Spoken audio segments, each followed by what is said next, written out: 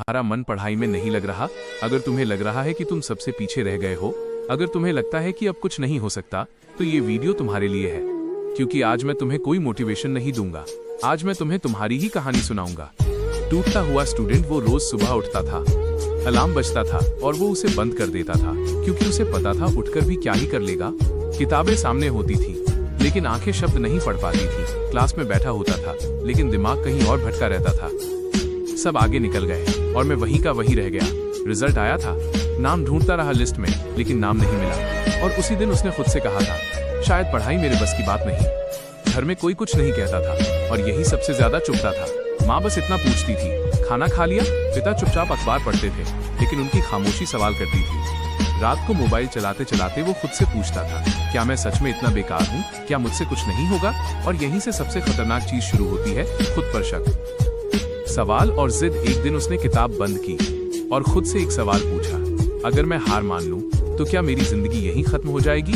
और जवाब आया नहीं। लेकिन फिर दूसरा सवाल आया, अगर मैंने एक आखिरी बार पूरी ईमानदारी से कोशिश की और तब भी नहीं हुआ, तो कम से कम पछतावा तो नहीं रहेगा। यहीं से जिद पैदा हुई। संघर्ष की शुरुआत उसने कोई बड़ा प्लान नहीं बनाया, बस इतना किया, रोज 2 घंटे पढ़ना, मोबाइल दूर रखना, खुद से झूठ नहीं बोलना।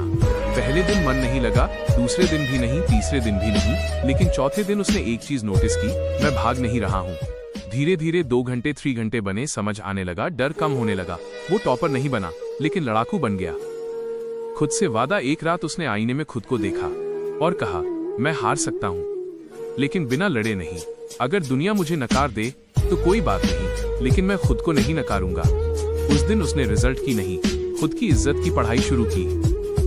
निष्कर्ष, अगर तुम ये वीडियो देख रहे हो तो एक बात याद रखना, तुम पीछे नहीं हो, तुम बस रुके हुए हो।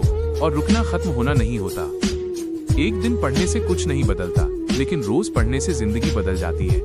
आज नहीं तो कल, कल नहीं तो परसों, लेकिन अगर तुम रुके नहीं तो जीत पक्की है। ये कहानी खत्म नहीं हुई है, क्योंकि ये कहानी तुम्हारी है।